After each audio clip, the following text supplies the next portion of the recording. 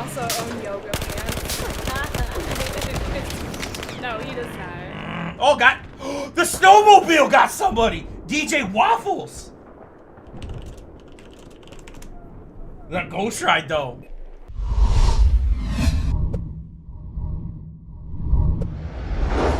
Hello everybody, my name is X Factor. You guys ready for your fix of Battlefield 4? It's actually been 8 days since I posted any sort of Battlefield related footage on the channel, and about 10 days since I played. So this is from Friday when we did a massive live stream. It's my first round back, so there's going to be a couple things that happen. The rust is going to be real, and it's going to be an absolute grinder of a round. One where I'm quickly getting from one flag to the other, contesting and defending. A lot of times just jumping on a snowmobile if I'm not busy ghost riding somebody, and avoiding people in the middle and just getting on the flag. A lot of times people get tied up with those in-between fights, and that costs you time. The less time you're on flag, more than likely the less flags you have, and kind of like us right now, we've only got 2. The ticket bleed is rocking. So for the past 2 weeks or so, remember I haven't played for 10 days or so, I've been using the PDW-R. It's actually got a heavy barrel on it, of all things, and a laser sight. And this kind of goes back to my fun playstyle in Battlefield 3. Most of you guys know I use a lot of the M16A3, the AEK, the ASVAL was one of the most disgusting weapons of the game. But I also use a lot of the PDWs in Battlefield 3 because they're absolute hip-fire death machines. I had a ton of fun just running and gunning, never having to ADS or aim down sight. You could tap fire, burst fire people down from 50 to 80 meters in just a couple quick bursts. They were absolutely magical, and there really isn't anything in Battlefield 4 quite like that. The DMRs changed a little bit from Battlefield 3 to Battlefield 4, and most certainly this category did. I mean, just your standing crosshair when not moving in hip fire to position is much bigger. Not to mention the way the cone of fire reacts when you start tapping and burst firing, let alone if you're dancing all day, which is supposed to be the beauty of the hip fire death machines. And nothing is in this game like the MP7, one of my all-time favorites from the Battlefield 3, but it's not too bad. I've actually been using this quite a bit, and I've actually replaced using the AK-5C because this weapon is simply a lot more fun to use, and you don't give up too much at that medium and longer range. You will lose out to MG4s and most LMGs or any high rate of fire weapon unless you're getting those headshots. That'll quickly catch you up in that very short time to kill that those high rate of fire weapons have in close quarters.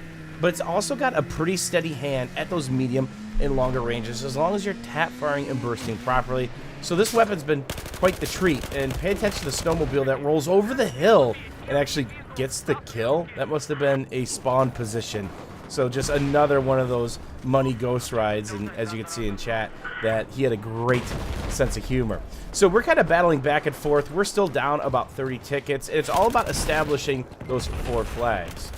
You gotta get the majority, and this is another one of the Battlefield maps where it's an even number of flags. Hopefully when Battlefield Next or Battlefield 5 or 2016 comes out, I'm assuming there's Conquest. Please, odd number of flags only. That way, someone's always rocking the ticket bleed, and even in the high ticket server, if DICE doesn't do anything with governing the tickets there, you're not going to have these 40-minute matches, which I believe is where this one came in at. It's like 35 plus minutes, never ending. And just like any map, this map also has a couple flags you probably simply should not go for. They simply take up way too much resources and time. And I'm going to give you a couple seconds to guess what they are. Yep, I'm looking at them. A and B. A lot of times you can get pigeonholed in there. Your team takes A and B, and then you are stuck because there's those 2 little death doors you can get out, the little alley, and you can get cooked alive from down below. Not the best. So why not take everything but that? Let them have those flags. And again, we all know multiple maps that are like that in the Battlefield series, let alone in Battlefield 4, like Sunken Dragon, the parking garage, right? Multiple levels of fun. It's really fun fighting there, but just takes way too much time and resources, only for your team to lose it a split second later. And that's the way the cookie usually crumbles. You'll push with 10 to 15 guys. It'll take forever. You'll finally get the flag burned. Then less than 30 seconds later, you lost it. Meanwhile, the rest of the team, the other guys, they don't have anything else going on, or the enemy team took the rest of the map. So it's never worth flag trading for those flags. Not ever. Because you don't want to be fighting from behind. Put the pressure on them. Make hey, them look at push that out X-Pac and catch squad. flags. Right? And one of my favorite things to do is when the flag is flashing, just spawn on it. So here's a situation. I should probably be in hip fire, but I'm actually going to try to deke him underneath. And I eat the 320 to the face. And obviously, his toe too strong because it pretty much took the damage and left him with 4 hit points there. So reworking this flag, one of my favorite flags to fight on, you really had to be careful, are the parachutes opening. Listen for it. Is there a blueberry on your screen? Is it a squad mate? Well, if you just heard that parachute pull, somebody's probably trying to put the cold steel in your chest. The form of the knife kill. So be very, very conscientious of that. And not to mention all the pods that can get launched. And they actually used one and almost killed me with it. It was kind of like this ingenious thing. So that's something that takes a while for me to get back is my RPG shots. Usually what I do when I take extended periods of time off and I'll work in the test range. And this key almost killed me.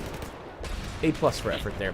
Is I work in the test range for about 5 to 10 minutes, trying to snap to targets, work low angles, then work higher angles, and then just work back and forth as quickly as possible. But basically an LMG, so I simply don't have to worry about reloading as much. And I'll pick something like the MG4s. That guy gets D'd up in the toe. And that has pretty good recoil, right? So if you could get the recoil down the MG4, you're pretty much good to go with basically anything that's effective in Battlefield 4. And usually the acquisition comes back pretty quickly for me, but the RPGs, it just takes forever. It's like one of those things that it's the most frustrating thing in the world because even when the transport choppers are trying to give you this gift, you can't even tag them, right? But then you start hitting some of the crazier ones and the leads, and then it really comes back to you. So that started to fall in place, and everything kind of came back into place after a couple of rounds, and it felt pretty good. It's good to be back to Battlefield 4. There will be a much higher mix of it over the next couple of weeks. Let me know what you guys want to see. Do you guys want to see me messing around with different weapons in the game, or just doing some old school commentaries? I know you guys want those Battlefields back, and I'm working on that for the next couple of days as well. As always, guys, thanks for watching. Thanks for hanging out. Hopefully you guys enjoyed this grinder of a round. Play some Conquest Size Large as I finish it up with a couple hip fire kills. We'll see you guys soon, and thanks for watching.